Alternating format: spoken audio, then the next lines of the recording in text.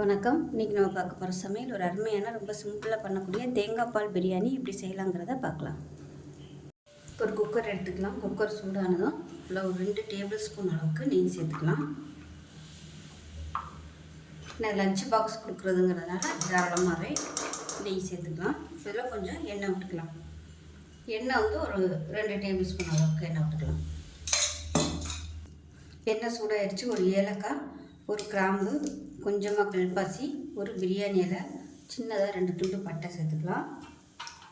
இது கூடவே 1 டீஸ்பூன் போல் சீரகம், இது கூடவே ஒரு கைப்பிடி புதினா சேர்த்துக்கலாம், ஒரு கைப்பிடி கொத்தமல்லி இலை.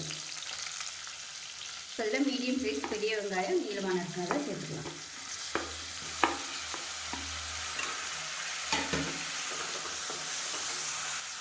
ரெண்டு பச்சை மிளகா சேர்த்துக்கலாம்.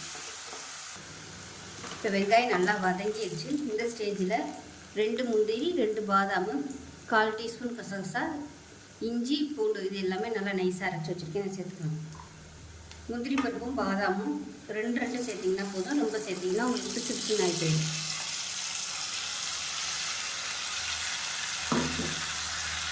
இப்போ மசாலா எல்லாமே நல்லா வதங்கிடுச்சு. 1/2 டேபிள் ஸ்பூன் மிளகாத்தூள், 1/4 டேபிள் ஸ்பூன் மஞ்சள்தூள், 1/4 டேபிள் ஸ்பூன் பிரியாணி மசாலா. நான் வந்து காரம் கம்மியாக தான் கொடுத்துருக்கேன். உங்கள் விருப்பத்துக்கு தகுந்த மாதிரி காரம் வந்து சேர்த்துக்கோங்க.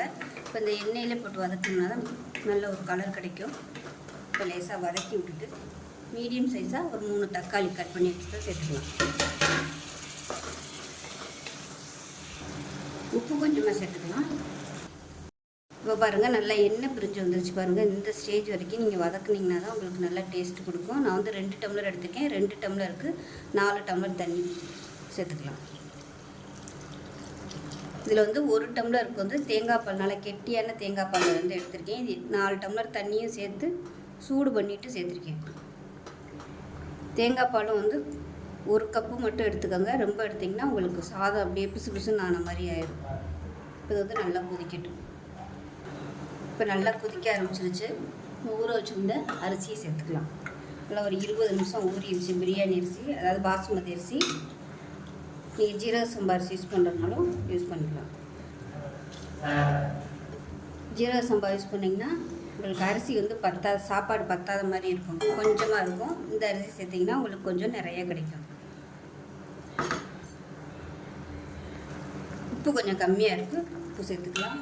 சேர்த்துட்டு லைட்டாக ஒரு தடவை மிக்ஸ் பண்ணி விட்டுக்கலாம். மிக்ஸ் பண்ணிவிட்டு மூடிடலாம். விசில் போட்டுட்டு 2 விசில் விட்டு ஸ்டீம் போனதுக்கப்புறம் பார்க்கலாம்.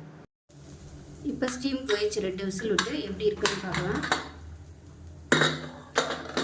பாருங்கள் நல்லா சூப்பராக வந்துருச்சு. நல்லா வாசனையாகவும் இருக்குது. கீழேருந்து அப்படி மேலே அப்பில் பரட்டிட்டு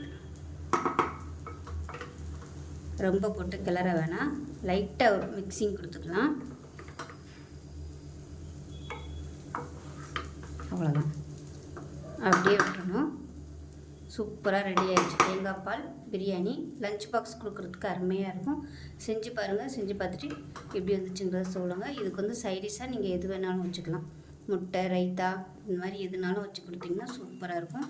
டேஸ்ட்டும் நல்லா அட்டகாசமாக இருக்கும். ரொம்ப ஈஸியான ஒரு ரெசிபி. செஞ்சு பார்த்துட்டு எப்படி வந்துச்சுங்கிறத சொல்லுங்கள். வீடியோ பிடிச்சின்னா லைக் பண்ணுங்கள், கமெண்ட் பண்ணுங்கள், சேனலை சப்ஸ்கிரைப் பண்ணுங்கள், பக்கத்தில் உள்ள பெல் பட்டனையும் ப்ரெஸ் பண்ணுங்கள். நன்றி.